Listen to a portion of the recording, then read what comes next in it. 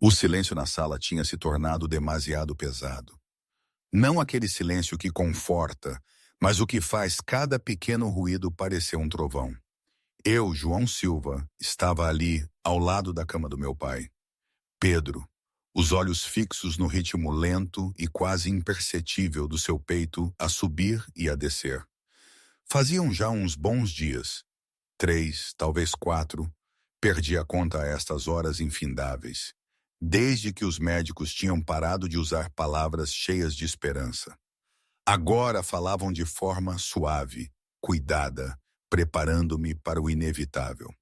Há muito pouco tempo, um deles tinha dito, com aquela voz que se tenta fazer profissional, mas transborda pena. E eu, pela primeira vez na minha vida, sentia-me impotente. Não tinha influência, nem contactos, nem o dinheiro que tanta gente dizia que resolvia tudo. Na verdade, não sei bem como chegamos a este ponto. A memória é uma coisa engraçada, sabe? Pega nos pedaços mais dolorosos e tenta reescrevê-los para que doam um pouco menos. Ou talvez os misture todos numa confusão de datas e sensações. Lembro-me vagamente dos primeiros dias, da chegada ao Hospital de Santa Maria, em Lisboa, do pânico inicial.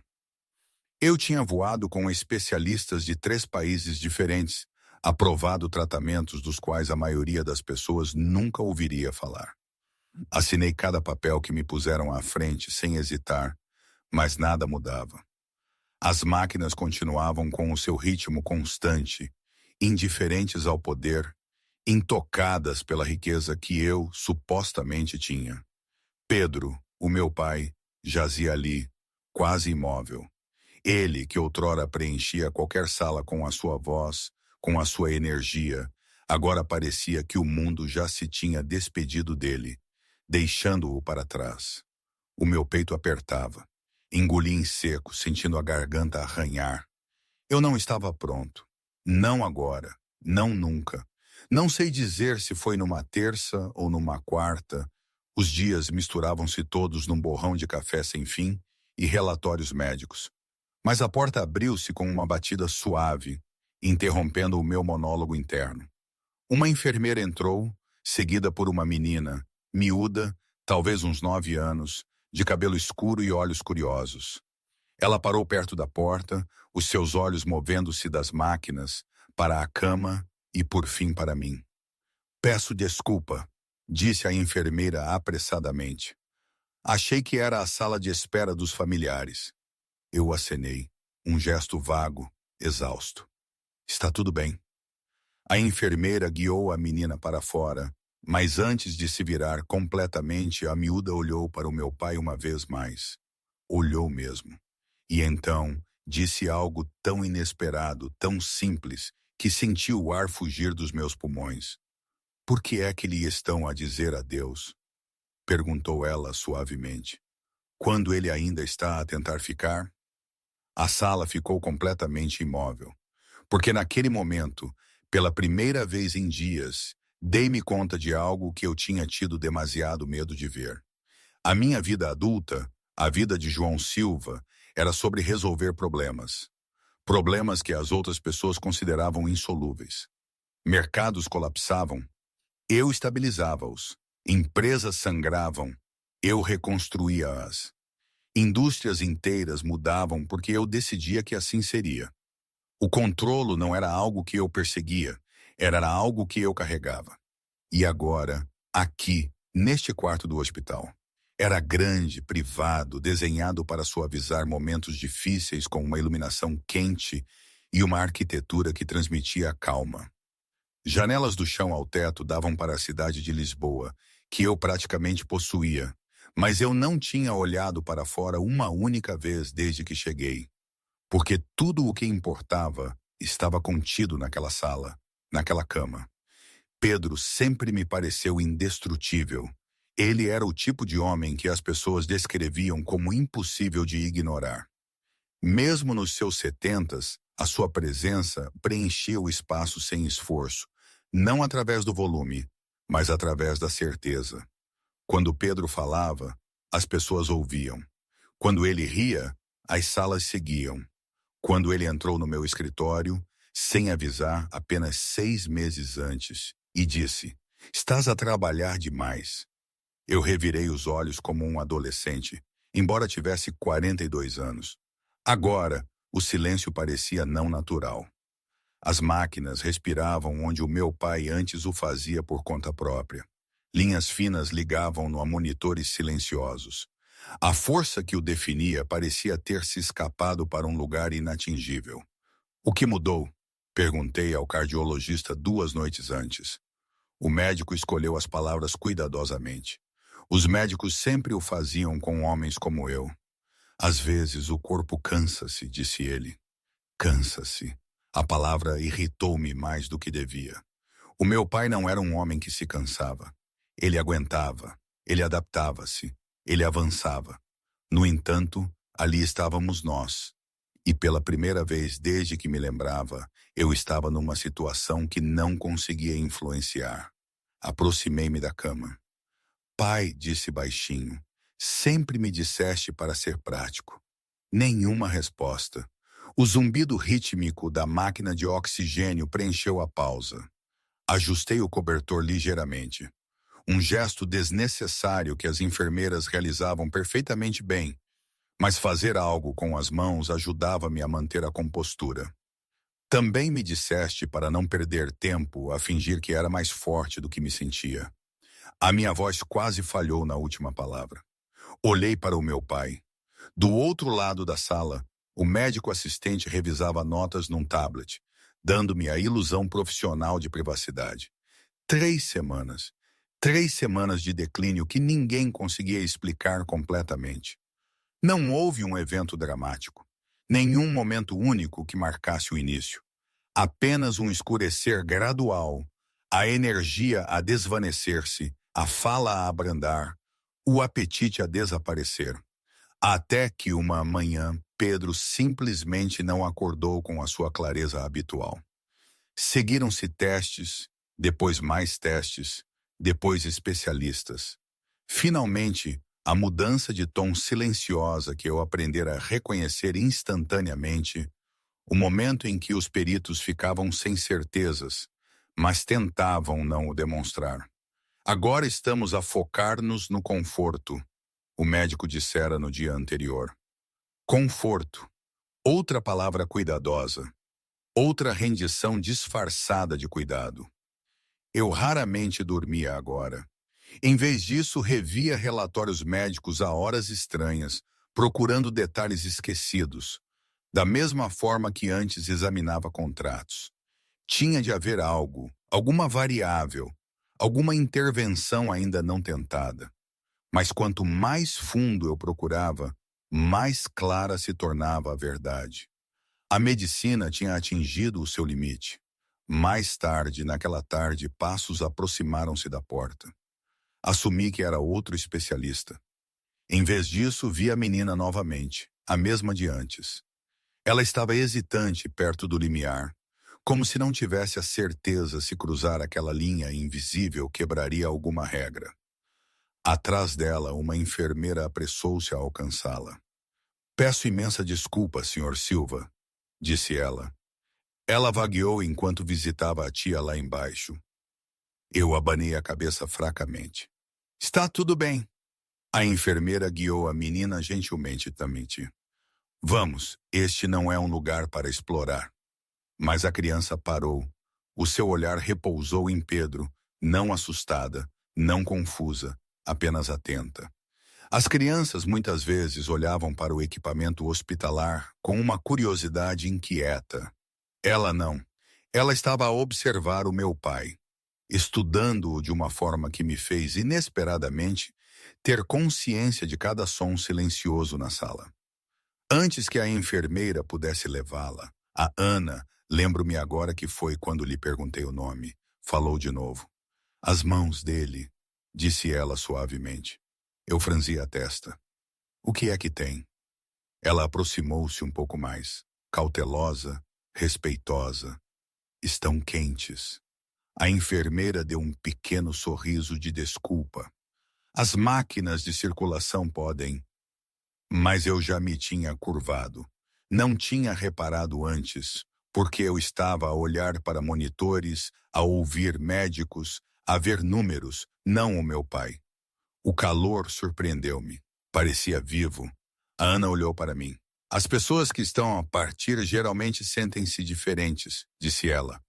A enfermeira agitou-se desconfortável. Querida, nós não devíamos. Está tudo bem, disse eu baixinho. Por razões que não conseguia explicar, queria ouvir o que ela diria a seguir. A Ana inclinou ligeiramente a cabeça. Depois fez a pergunta que ninguém mais se atrevera a fazer. Por que é que todos falam como se ele já tivesse ido embora, quando o corpo dele ainda parece que está a tentar? As palavras atingiram algo profundo dentro de mim. Algo para além da lógica. Porque, de repente, percebi algo perturbador. Eu estava a preparar-me para a perda, em vez de procurar sinais de presença. A enfermeira levou a Ana novamente para o corredor. Desta vez, ela foi, mas não antes de olhar para trás uma vez mais para a cama, para o Pedro, como se sentisse algo que os outros tinham ignorado. Fiquei muito quieto muito tempo depois de a porta ter fechado. Então, lentamente, puxei a cadeira para mais perto e sentei-me, pela primeira vez desde que tudo isto tinha começado. Inclinei-me para a frente, baixando a voz. Pai, se ainda estás a lutar, eu estou aqui. O monitor continuava com o seu ritmo constante. Nada de dramático mudou. No entanto, eu não conseguia livrar-me da sensação de que a sala em si tinha mudado, ligeiramente, simplesmente porque alguém se atrevera a questionar o que todos os outros tinham tacitamente aceito. E pela primeira vez em dias, eu não sentia que estava a assistir a um final. Eu sentia que talvez estivesse demasiado longe de algo que ainda não tinha terminado. Momentos como aquele fazem-me parar para pensar. Esta situação toda, esta dança com a vida e a morte, com a esperança e o desespero, é de uma ironia brutal, não acham?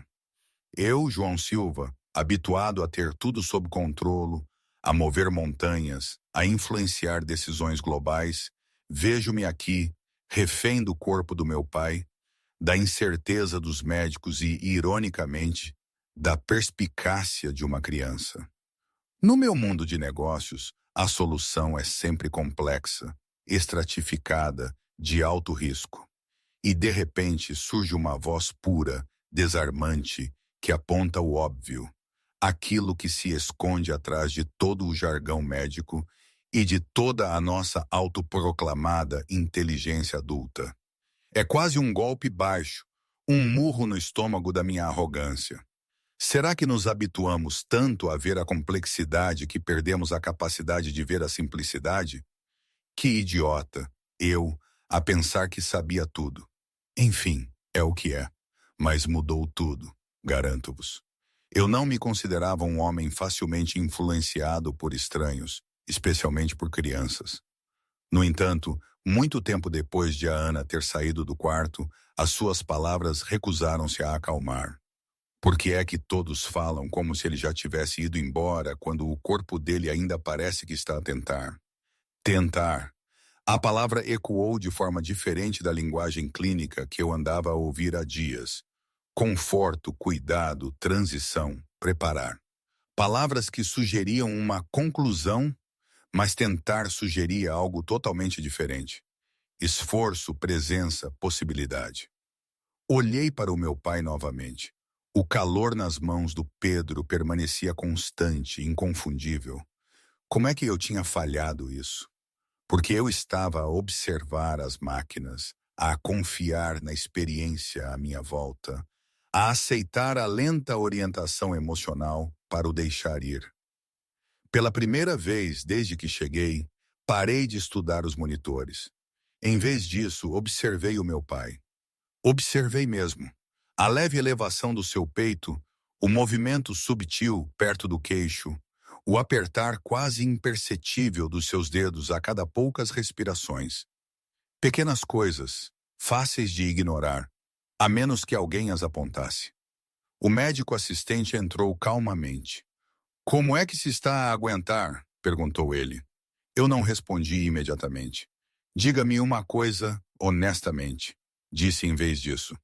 O médico acenou com a cabeça. Claro. Se o meu pai estivesse realmente perto do fim, continuei lentamente. As mãos dele ainda estariam tão quentes.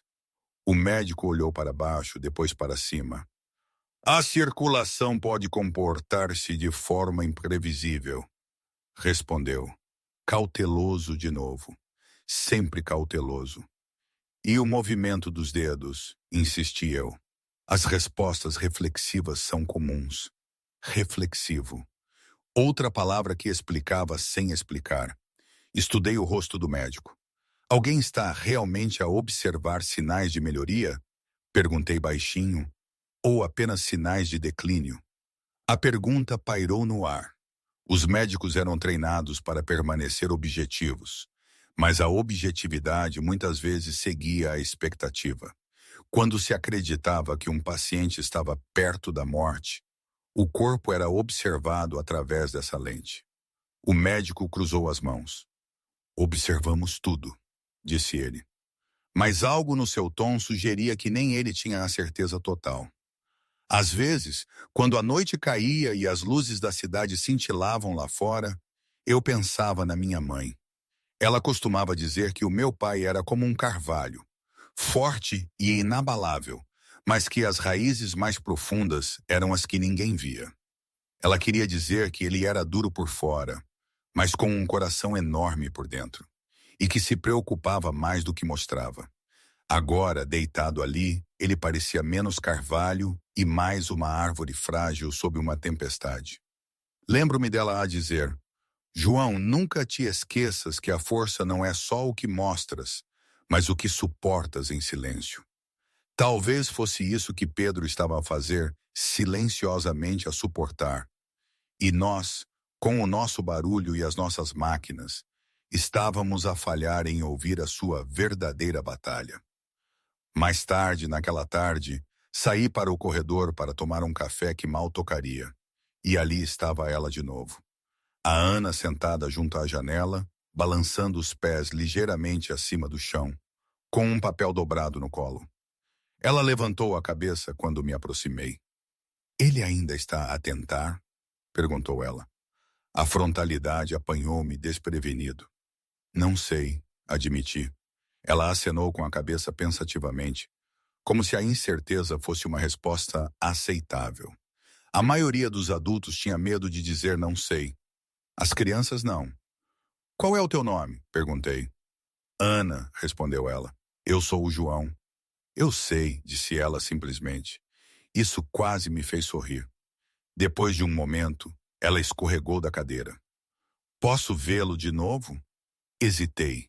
O protocolo dizia que não, mas algo mais profundo, algo instintivo, dizia que sim. Está bem, disse eu baixinho. Entramos no quarto. A luz da tarde estendia-se pelo chão. A Ana caminhou lentamente até a cama.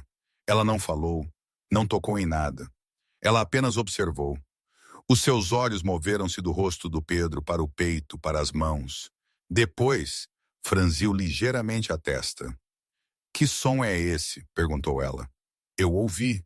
No início ouvi apenas as máquinas. Depois, por baixo do ritmo mecânico, algo mais suave, uma respiração fraca e irregular, não o padrão assistido a que me habituara, mas algo aninhado dentro dele. A enfermeira notou a minha expressão. Está tudo bem? A respiração dele, disse eu. A enfermeira aproximou-se ouvindo com atenção. Murmurou ela. Verificou o monitor. Números estáveis, nada alarmante. No entanto, o som permanecia. A Ana inclinou a cabeça. Ele respira diferente quando você fala, disse ela. A enfermeira olhou para cima. Isso é improvável. Mas eu aproximei-me mesmo assim. Pai, disse baixinho. A leve irregularidade suavizou-se ligeiramente. A enfermeira pestanejou. Isso pode ser coincidência, mas ela não parecia ter a certeza. Fale de novo, sussurrou a Ana. Eu falei. E novamente, aquele acalmar subtil, não dramático, não milagroso, apenas responsivo. A enfermeira apertou um botão. Quero que a equipa de respiratória venha dar uma vista de olhos. Dentro de minutos, outro clínico chegou, ouviu, ajustou um sensor, reviu as leituras 2 vezes. Bem, disse ele lentamente. Isto é interessante. O quê? Perguntei eu. Há momentos aqui, explicou o clínico, apontando para a forma de onda, em que a respiração dele parece menos passiva. Senti o meu pulso acelerar. Menos passiva, quase participativa. A palavra enviou um choque silencioso por toda a sala. Participativa significava esforço. Esforço significava vontade. E vontade significava que algo dentro do Pedro ainda podia estar a alcançar o exterior. O clínico endireitou-se. Não tiraria conclusões ainda, alertou. Mas a atmosfera já tinha mudado. A esperança, frágil e perigosa, tinha entrado no espaço. Enquanto a equipa saía para rever os dados, olhei para Ana. Como é que notaste isso? Perguntei suavemente. Ela encolheu os ombros. Quando o meu avô dorme na cadeira, a respiração dele muda quando a minha avó lhe fala, disse ela. Tão simples referência, tão ordinária observação. No entanto, nenhuma máquina neste edifício conseguiria replicá-la. Eu exalei lentamente. Toda a minha vida confiei na escala. Grandes soluções, sistemas poderosos, resultados mensuráveis. Agora, uma criança estava a ensinar-me o valor da pequena atenção. Virei-me para a cama. Pai, se me ouves, continua a tentar. Os dedos do Pedro apertaram-se ligeiramente. Tão ligeiramente que eu poderia ter ignorado antes, mas não mais. Da porta, a enfermeira observava, a sua certeza profissional suavizando-se para a curiosidade. Porque a pergunta que ninguém queria fazer era agora impossível de ignorar. Teriam confundido o silêncio com a ausência, quando era, na verdade, esforço. E se o esforço permanecia, o que mais poderiam ter ignorado? Na manhã seguinte, Pedro Silva já não era apenas mais um paciente em estado crítico. Sem que ninguém o anunciasse, o seu quarto tinha se tornado um lugar que as pessoas verificavam 2 vezes. A equipa de respiratória revisou os dados da noite. A neurologia solicitou novas análises. Um segundo médico assistente passou apenas para observar. Ninguém usava a palavra curiosidade, mas ela pairava no ar. Eu notei imediatamente o ist. Hoje tens mais visitas, pai, disse eu baixinho enquanto uma enfermeira ajustava o soro. Ela ofereceu um sorriso profissional. Estamos a ser exaustivos. Exaustivo era o que a medicina se tornava, quando a confiança amolecia. Sentei-me ao lado da cama, algo que agora parecia menos uma escolha e mais um instinto. Inclinei-me para a frente. Bom dia, pai. A resposta foi quase invisível. Uma leve mudança perto da boca do Pedro. Um pequeno movimento sob as pálpebras. Mas eu vi. E uma vez visto, não podia ser desvisto. Do outro lado da sala, o neurologista observava atentamente. Ele tem estado tão responsivo durante toda a manhã? Perguntou a enfermeira. Principalmente quando o senhor Silva está a falar, respondeu ela. O neurologista fez uma anotação, depois outra. Ele já não estava a documentar o declínio. Estava a documentar a variação, e variação significava possibilidade. A Ana voltou pouco depois do almoço. Desta vez, ninguém tentou impedi-la imediatamente. A equipa já tinha começado a reconhecer a criança silenciosa que parecia atraída pelo quarto 417. Não oficialmente bem-vinda, mas já não ignorada. Ela entrou suavemente. Os seus olhos foram primeiro para mim, verificando quase antes de se moverem para o Pedro. Ele parece menos pesado hoje, disse ela. Eu pisquei os olhos. Menos pesado. Ela acenou com a cabeça. Como quando alguém está a dormir, mas não a afundar-se. A descrição era invulgar. No entanto, o neurologista, de pé perto do monitor, levantou os olhos bruscamente. Porque por vezes a intuição chegava embrulhada em linguagem inesperada. O que é que vês exatamente? Perguntou-lhe. A Ana apontou suavemente. A testa dele. Eu inclinei-me. As profundas linhas de tensão que ali se tinham esculpido durante dias estavam mais suaves, não desapareceram, mas aliviadas. O neurologista aproximou-se, estudando o rosto do Pedro. Murmurou ele, padrões de estresse reduzidos. Ele não tinha notado quando isso aconteceu, porque ninguém estava à procura de melhorias ali. A medicina muitas vezes procurava mudanças mensuráveis. Ritmo cardíaco, níveis de oxigênio, atividade neural, não expressões, não presença, não o alívio subtil da tensão. O neurologista endireitou-se lentamente. Vamos tentar algo, disse ele. Olhou para mim. Continue a falar com ele. Eu quase sorri.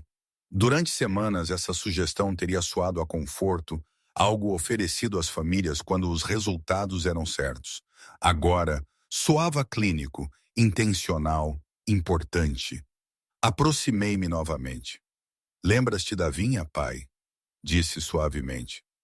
Aquela que dizia ser um péssimo investimento até se tornar o teu lugar favorito na terra.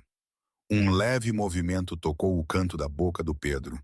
A enfermeira engasgou-se antes que pudesse parar-se. Isso pareceu um sorriso. Não, disse o neurologista rapidamente, mas sem convicção. Mais provavelmente um reflexo. Ainda assim, ele anotou, porque os reflexos geralmente não apareciam na sequência de histórias familiares. Mais tarde, naquela tarde, o diretor do hospital solicitou discretamente uma revisão do estado do paciente. A sala encheu-se de vozes baixas e expressões cuidadosamente neutras. O que estamos a ver? Perguntou ele. O neurologista escolheu as suas palavras com cautela. Sinais aumentados de engajamento neurológico. Recuperação? Demasiado cedo para dizer. O diretor acenou com a cabeça. E a fonte de estimulação? Uma pequena pausa. Principalmente auditiva e relacional. Relacional. Não era uma palavra que os administradores gostassem. Demasiado imprevisível, demasiado humana. E a criança? Perguntou o diretor. Outra pausa. Ela parece altamente observadora, admitiu o neurologista. O diretor cruzou as mãos. Vamos permanecer medicamente fundamentados. Mas até ele sentia agora. Algo estava a mudar para além dos modelos padrão. Naquela noite, encontrei a Ana sentada tranquilamente junto à janela novamente, desenhando formas numa folha de papel dobrada. Tu continuas a notar coisas que os outros perdem, disse eu. Ela encolheu os ombros. Os adultos procuram grandes mudanças, respondeu. Mas os corpos geralmente falam baixinho primeiro. A simplicidade atordoou-me. Toda a minha vida, eu tinha operado no reino da escala. Negócios massivos, estratégias abrangentes, decisões globais. Agora, a própria sobrevivência parecia sussurrar em vez de gritar. Por que é que estás a prestar tanta atenção? Perguntei. A Ana pensou por um momento. Quando o meu primo bebê nasceu mais cedo, disse ela, todos observavam as máquinas. Eu ouvi atentamente. Mas a minha tia observava os dedos dele, continuou a Ana. Ela disse, quando ele apertava de volta, significava que ele ia ficar. Ficar. As palavras assentaram profundamente. Eu voltei para o quarto com um batimento cardíaco mais estável do que sentia há semanas. Peguei na mão do meu pai novamente. Quente, responsiva. Fica, sussurrei. Pela primeira vez, permiti-me acreditar na possibilidade. Não na certeza, mas na possibilidade. E em quartos críticos, a possibilidade era tudo. Perto da meia-noite, algo aconteceu que mudou todo o tom do caso do Pedro. Quando eu falava, a respiração do meu pai aprofundou-se notavelmente, já não fraca e mecânica, mas com esforço. A equipa de respiratória foi chamada novamente. Sensores foram reposicionados. Os dados revistos 2 vezes, depois uma terceira. Finalmente o clínico levantou os olhos. Ele está a iniciar mais respirações do que percebemos. Senti as palavras como uma força física. Iniciar significava participação. Participação significava luta. O neurologista exalou lentamente. Pode ser necessário reconsiderar a trajetória, admitiu ele. Era a coisa mais próxima da esperança que qualquer médico se tinha permitido expressar. Do outro lado da sala, a Ana observava silenciosamente. Não surpreendida, apenas atenta, como se estivesse à espera que todos os outros percebessem o que ela sentia desde o início. Olhei para ela, olhei mesmo desta vez, e uma percepção assentou em mim com uma clareza surpreendente. O poder tinha trazido a melhor medicina para esta sala. Mas a atenção estava a revelar a vida que ainda existia lá dentro. Os hospitais funcionam com linguagem, não apenas medicina. Linguagem. As palavras guiam as famílias para a aceitação. As palavras criam limites emocionais. As palavras preparam as pessoas para resultados que ninguém pode controlar. Durante quase uma semana, eu tinha ouvido uma palavra mais do que qualquer outra. Preparar. Preparar para a transição. Preparar para os cuidados de conforto. Preparar para o adeus. Mas na quinta manhã, depois de a Ana ter entrado pela primeira vez naquela sala, ninguém a disse. Nem uma vez. Em vez disso, o neurologista estava aos pés da cama, estudando os dados da noite com uma quietude invulgar. Finalmente, ele falou. Estamos a ver uma resposta neurológica sustentada. Não confiei em mim para reagir. Diga isso em termos simples, respondi baixinho. O médico encontrou o meu olhar. Ele está a mostrar sinais de engajamento ativo. A palavra parecia alterar o peso do próprio ar. Não recuperação. Ainda não. Mas engajamento significava presença. E presença significava que a história não tinha terminado. Do outro lado da sala, uma enfermeira ajustava o cobertor do Pedro e parou. Viu aquilo? Eu inclinei-me instantaneamente. Os dedos do Pedro tinham se movido, não o reflexo fraco que debatemos dias antes. Este era mais lento, deliberado. A mão dele moveu-se em direção à minha voz. O neurologista aproximou-se, observando atentamente. Pedro, disse ele claramente, se nos ouve, tente mover a sua mão novamente. Seguiu-se uma longa pausa. O tipo de pausa que estica segundos em algo mais pesado. Depois, movimento, pequeno, trêmulo, mas inegável. A enfermeira cobriu a boca. Eu sentia algo dentro do meu peito a quebrar-se após semanas de pressão. Ele está aqui, sussurrei. Pela primeira vez, o neurologista não suavizou o momento com cautela. Sim, disse ele baixinho. Ele está. A notícia viajou rapidamente pela unidade. Não alto, não dramaticamente, mas o suficiente para que a equipe encontrasse razões para passar pelo quarto 417. A esperança, mesmo a esperança frágil, tem gravidade. Ela atrai a atenção para si. Quando a Ana chegou naquela tarde, a atmosfera parecia inconfundivelmente diferente. Menos resignada, mais alerta. Ela entrou e estudou o Pedro por vários segundos. Depois sorriu, não um sorriso largo, não celebratório, apenas um sorriso de certeza. Ele ficou, disse ela. Olhei para ela. Parece que sabias que ele ia ficar. Ela inclinou a cabeça. Algumas pessoas são muito fortes, respondeu. Elas apenas se cansam quando todos falam como se estivessem a partir. A frase assentou mais fundo do que qualquer coisa que um especialista tinha dito. Porque eu, de repente, lembrei-me das conversas que tínhamos tido baixinho ao lado da cama. As discussões sobre prazos, a subtil retirada emocional que acontece quando as pessoas começam a proteger-se da perda. Pedro tinha ouvido isso, sentido isso. A própria sala tinha ficado pesada com a rendição. O pensamento perturbou-me. O neurologista aproximou-se da Ana gentilmente. Pareces entender algo importante, disse ele. Ela abanou a cabeça. Eu só ouço. Ele estudou-a por um momento. Depois disse algo que eu nunca esqueceria.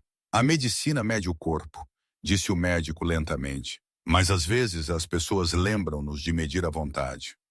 Aquela noite trouxe um momento que ninguém tinha previsto. Eu estava a falar suavemente novamente, a recontar uma velha história da minha infância. Uma que o meu pai costumava contar em todas as reuniões de família, quer alguém perguntasse ou não. Assustaste-me até a morte a ensinar-me a nadar, disse eu baixinho. Limitaste-te a atirar-me para o lago. Um som fraco interrompeu-me. Não mecânico, não imaginado, uma respiração com forma diferente. Depois, um sussurro de ar que quase formou uma palavra. Inclinei-me tanto que a minha testa quase tocou a cama. Pai! Os lábios do Pedro moveram-se. Nenhum som emergiu, mas o esforço era inconfundível. O neurologista, observando do outro lado da sala, exalou lentamente. Esse nível de tentativa, murmurou ele, é extremamente encorajador. Eu fechei os olhos brevemente. Durante dias tinha me preparado para um final. Agora percebia algo surpreendente. Eu já não sentia que estava à beira da perda. Eu sentia que estava no meio de uma luta, e o meu pai ainda estava nela. Mais tarde, enquanto o pôr do sol lavava a sala com uma luz âmbar quente, saí para o corredor ao lado da Ana. Eu quase lhe disse adeus, admiti baixinho. Ela olhou para mim. Mas não disse, afirmou ela. Estava pronto para isso. Ela considerou a minha resposta. Às vezes, os adultos pensam que deixar ir é a coisa mais bondosa, respondeu. Engoli em seco. E se não for? A resposta da Ana veio suavemente. Então ficar é. A simplicidade disso atordoou-me. Toda a minha vida eu tinha acreditado que força significava ação, construir, consertar, controlar. Agora estava a aprender um tipo de força totalmente diferente. Permanecer, não recuar, não preparar, apenas ficar. Quando voltei para a cabeceira da cama, a mão do Pedro moveu-se novamente em direção à minha. Eu peguei nela imediatamente. Quente, viva, a lutar.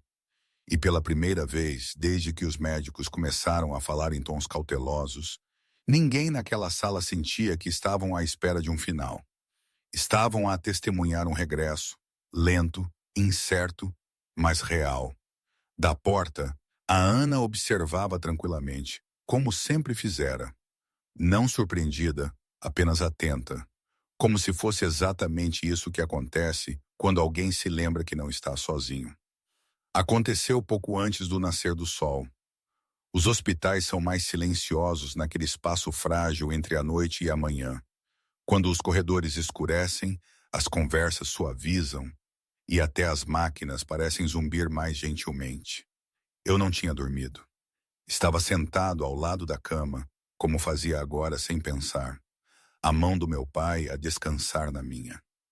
Quente, sempre quente.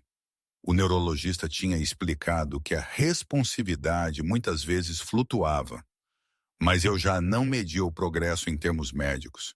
Eu media-o em presença, em esforço, na forma como os dedos do Pedro às vezes apertavam quando eu falava. Lá fora, pela janela, o céu começava a clarear. Aproximei-me. Sempre acordaste cedo, disse eu baixinho. Dizias que o mundo pertencia a quem estava disposto a enfrentar a vida primeiro. Por um momento, nada mudou. Depois, pressão, fraca, mas inconfundível. A mão do Pedro apertou de volta. Eu endireitei-me instantaneamente. Pai! O esforço veio de novo, mais forte desta vez. Senti o meu batimento cardíaco subir até a garganta. Eu estou aqui, sussurrei. A testa do Pedro apertou-se ligeiramente, como se estivesse a empurrar algo pesado. Depois os lábios moveram-se. Nenhum som, apenas movimento. Eu aproximei-me, imóvel. A minha voz agora instável. Não tens de te forçar. Outra tentativa. O ar moldou-se lentamente. Filho. A palavra mal existia. Fina, fraturada, mas carregava o peso total do reconhecimento. Eu congelei. Todas as defesas que construíra ao longo de uma vida, cada hábito de compostura estilhaçaram-se de uma só vez. Estou aqui, disse eu novamente, as palavras a quebrarem-se ao saírem de mim. As lágrimas turvaram a minha visão antes que eu percebesse que estavam a cair. Do outro lado da sala, a enfermeira noturna apertou uma mão gentilmente ao peito. Ela tinha testemunhado muitas recuperações, mas alguns momentos ainda ultrapassavam o treino. Fica com ele, sussurrou suavemente, como se eu pudesse ter feito outra coisa.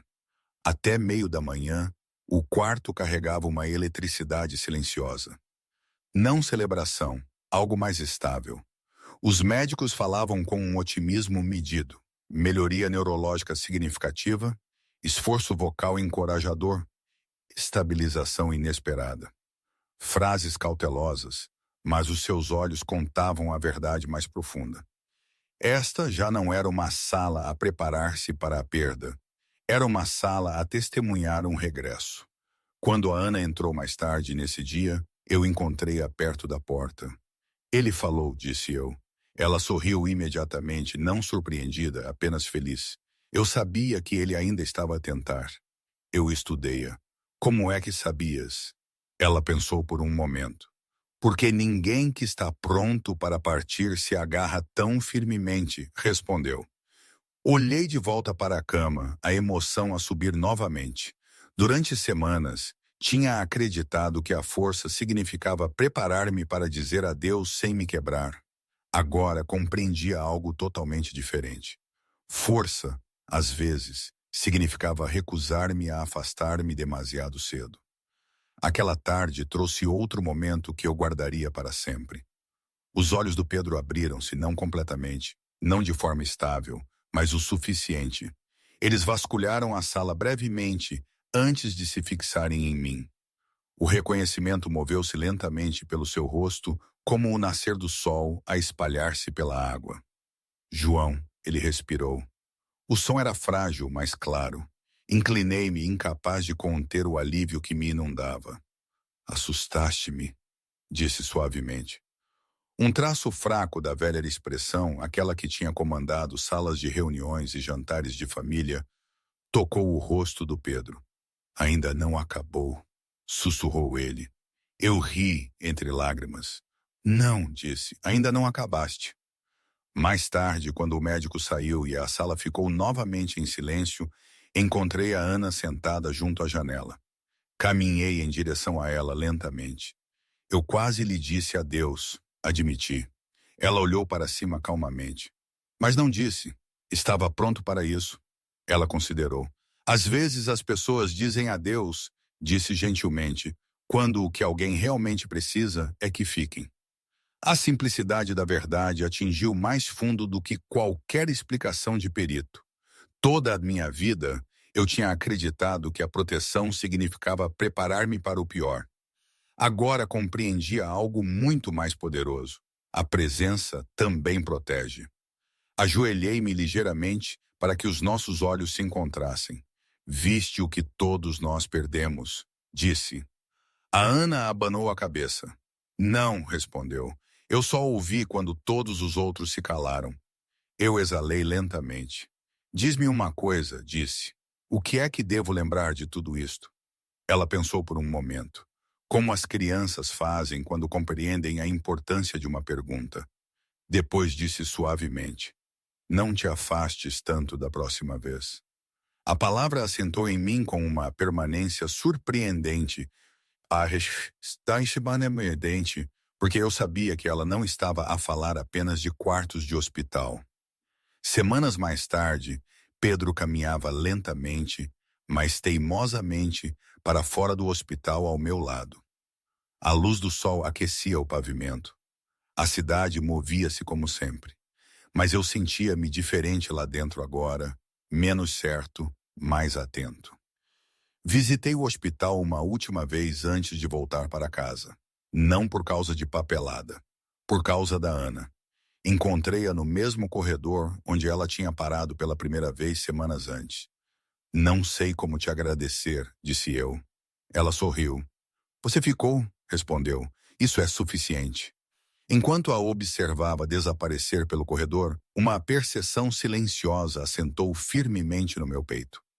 Por todo o poder que eu possuía, por todas as soluções que eu podia comprar, foi preciso uma menina para me lembrar da forma mais simples de força que existe. Não controlo, não influência, não certeza, apenas ficar perto quando mais importa. E hoje, não sei. Às vezes penso que foi a melhor coisa que me podia ter acontecido. Outras vezes penso que cometi erros pelo caminho, que devia ter percebido certas coisas mais cedo. Provavelmente ambas as coisas. A vida é assim, não é? Nada é claro, nada é perfeito. Mas esta vida, esta história, é a minha. E aprendi a ouvir os sussurros que se escondem por trás